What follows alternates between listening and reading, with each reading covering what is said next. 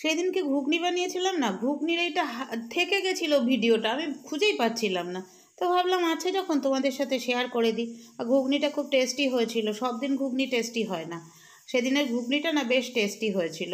আর এই যে ভাজা মশলার গুঁড়োটার জন্য, ভাজা মশলার গুঁড়োটা সেই করেছিলাম মনে আছে, মটরশুঁটির কচুরি যখন করি, এই গুঁড়োটা বেশি করে করে রাখলে না খুব কাজে লাগে, খুব কাজে লাগে, বিশেষ করে নিরামিষ দিনের তরকারিতে, মিক্সড ভেজে, আলুর দমে, তারপরে এরকম ঘুগনিতে, খিচুড়িতে, এগুলোতে ভীষণ কাজে লাগে এই ঘুগনিটা। দেখো সেই দিনের ঘুগনি তোমাদের সাথে আজকে শেয়ার করছি, কি অবস্থা হয়েছে আমার। গুড মর্নিং, কেমন আছো সবাই? আশা করব সবাই ভালো আছো, আমরাও ভালো আছি। আর যেহেতু মঙ্গলবার, তাই মঙ্গলবারের সকালে আমার সময়টা একটু কম হয়, তাই ভয়েস ওভার দিয়ে ভিডিও দিচ্ছি। এখন বেজেছে সকাল 6:45, আমার স্নান টান হয়ে গেছে, বাসি কাজ তো সারা হয়েই গেছে। স্নান করে নিয়ে পুজোও সেরে নিয়েছি, এইবার নিজেকে ফ্রেশ করছি। আমি স্নান করে মাথায় গামছা বাঁধা অবস্থাতেই পুজো সেরে নিই, তারপরে আসি, এসে নিজেকে ফ্রেশ করি। এটা আমার বরাবরের অভ্যেস, আজ নয়, বরাবরের অভ্যেস। চুলটা যেহেতু ভিজিয়েছি, যেদিন পুরো চুল ভেজাই সেদিনকে সিরামটা লাগাই, সিরামটা লাগিয়ে নিলাম, দিয়ে এইবার যা থাকে স্নানের পরে টুকটাক একটু ক্রিম মাখা, একটু বডি লোশন মাখা, সিঁদুর পরা, চুল আঁচড়ানো, এইগুলো সেরে নিয়ে এইবার যাব চা টা করে দুজনে মিলে চা খাবো। পল্লব ওদিকে বসে আছে ব্রাশ ট্রাশ করে রেডি হয়ে, ও এখন হোয়াটসঅ্যাপে ওই গুড মর্নিং পাঠানো এইসবগুলো করছে। আমাদের পরিবারের সদস্য, বহুদিনের সদস্য সাবর্ণীর মেয়ে সৃজনীর গতকাল ছিল বার্থডে, তো ওকে আমরা বার্থডে উইশ করব। হ্যাপি বার্থডে সৃজনী, অনেক অনেক ভালো থেকো, সুস্থ থেকো, সাবধানে থেকো, আর বাবা মার কথা শোনো, জীবনে অনেক বড় হও। গান গাওয়ার ইচ্ছে থাকলেও গাইতে পারলাম না যেহেতু কপিরাইট পড়ে। তোমার এই দিনটা তোমার জীবনে বারবার ফিরে আসুক, এটাই চাইবো। Happy birthday. বেজেছে এখন ওই 8টা 10 মতো হয়ে গেল মোটামুটি। মোচা বাটা করছি, মোচাটা ভেবেছিলাম একটু আলু দিয়ে তরকারি করব, যেহেতু ফুলকপি আলুর তরকারি করছি তাই মোচা বাটা করছি। আর এগুলো শেয়ার করার মতো কিছু নেই, হালকা হালকা একটু একটু তোমাদের দেখিয়ে নেব কি রান্না করেছি। আজকে ঠান্ডাটা অনেকটাই কম, সেটা আমাকে দেখেই তোমরা বুঝতে পারছো, গায়ে আজকে জোব্বা চাপাইনি। তো সকাল থেকে মঙ্গলবার দিন একটু বেশি তাড়ার মধ্যে থাকি, তো যার জন্য বেশি কিছু শেয়ার করা হয়ে ওঠে না। বেরোনোর তাড়া না, বেরোনোর তাড়া, পুজোর তাড়া, নিরামিষ রান্নার তাড়া, সব মিলিয়ে একটা তাড়ার মধ্যে থাকি। আমিষ রান্না হলে কি হয় বলো তো, কালকে যেমন ফুলকপি আলু দিয়ে ডিমের ঝোল করলাম, ভাত নিয়ে চলে গেলাম। আর নিরামিষ রান্না হলে একটা পদে হয় না, আরও একটা কিছু দরকার হয়। আর আজকে কেন জানি না ডাল খেতে ইচ্ছা করছে না, কি জানি কেন, বলতে পারবো না। তো একটা ছোট ফুলকপি ছিল, এটাকে ছোট ছোট করে আলু দিয়ে একটু তরকারি করলাম, আর মোচাটাকে বাটা করছি। ব্যাস ওই দিকটা হয়ে গেলে 8টা 10, তো এবার গুছিয়ে এসে দেখি জলখাবারে কি খাওয়া যায়। এবার গুছিয়ে এসে টিফিন টিফিন গুছিয়ে নিয়ে নিজে রেডি হব। চলো একটু মোচা বাটাটা শেয়ার করি তোমাদের সাথে। এই যে মোচা বাটাটা এখন নাড়ছি, মোচাটাকে প্রেশার কুকারে 2-3টে সিটি দিয়েছি, দিয়ে তারপরে ওটাকে মিক্সিতে পেস্ট করেছি। পেস্ট করেছি কি দিয়ে বলো তো, আদা দিয়েছি আর কাঁচা লঙ্কা দিয়েছি, দিয়ে পেস্ট করেছি। কিন্তু এখন দেখছি যে কাঁচা লঙ্কাটা দিয়েছিলাম, এই যে দেখো, এই যে কাঁচা লঙ্কাটা দিয়েছিলাম খুব বেশি ঝাল ছিল না, ঝাল হয়নি। তাই আবার তেলের মধ্যে কালো জিরে ফোড়ন দিয়ে, যে কোনো বাটা যেইভাবে নাড়ে সেইভাবেই নাড়ছি। তেলের মধ্যে কালো জিরে ফোড়ন দিয়েছি, আর কালো জিরের সাথে তোমার একটুখানি কাঁচা লঙ্কা কুচিয়ে দিয়ে দিলাম, কারণ ঝাল হয়নি, তাই ঝালটা হওয়ার জন্য কাঁচা লঙ্কাটা কুচিয়ে দিয়ে দিয়েছি। দেখাই তোমাদের কেমন দেখতে হয়েছে। এই দেখো, এখন এটা আরো ড্রাই হবে।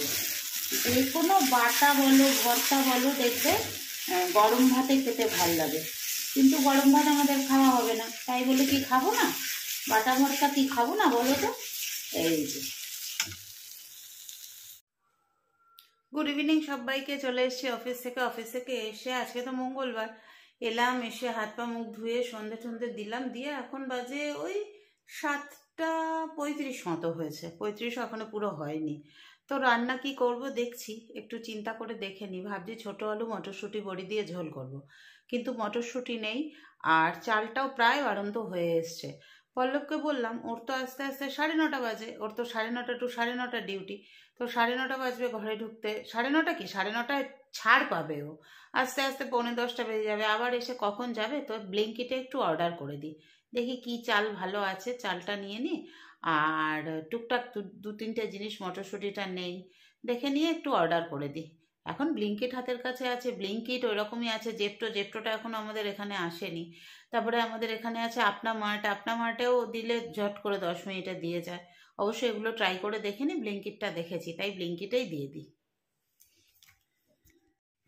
চলে এসছে ব্লিঙ্কিটের ডেলিভারি। চাল আছে, দুধ আছে, আর একটু মটরশুঁটি আছে। দুধের প্যাকেজিংটা দেখো কি মোটা, কেন বলো তো? এই যে ওরা এইভাবে আনে তো যাতে ফেটে টেটে না যায়, সেজন্য মোটা করে দুধের প্যাকেজিংটা করেছে।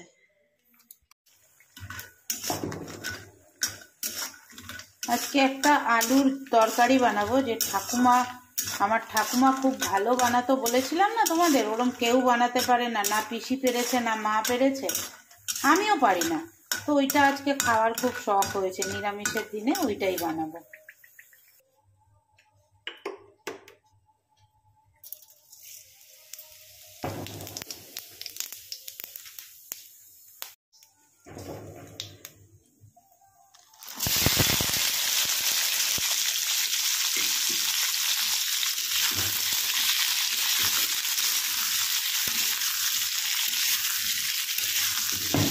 দেখো বড়িগুলো ভেজে তুলে তেলের মধ্যে জিরে ফোড়ন দিয়েছি, তারপরে সেদ্ধ করে রাখা আলু আর মটরশুঁটিটা দিয়ে দিলাম, নুন হলুদ দিয়ে এগুলো একটু ভালো করে ভেজে নেব।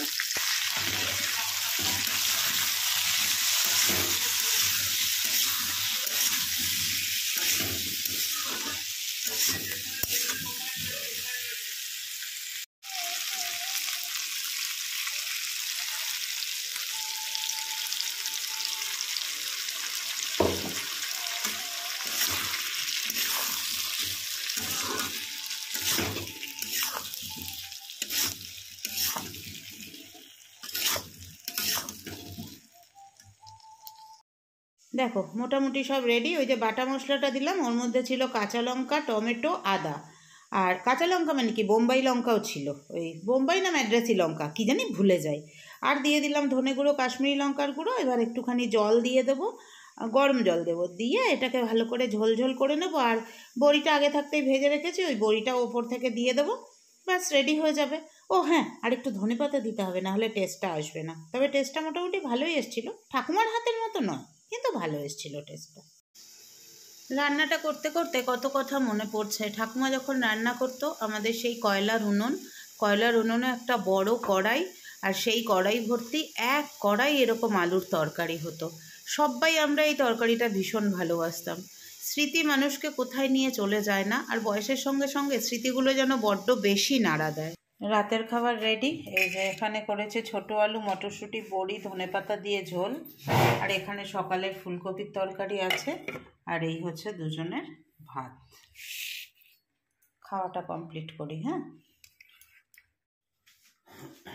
হলো সব কাজ সেরে আজকে ঘরে ঢুকেছি, এখন 11টা 10।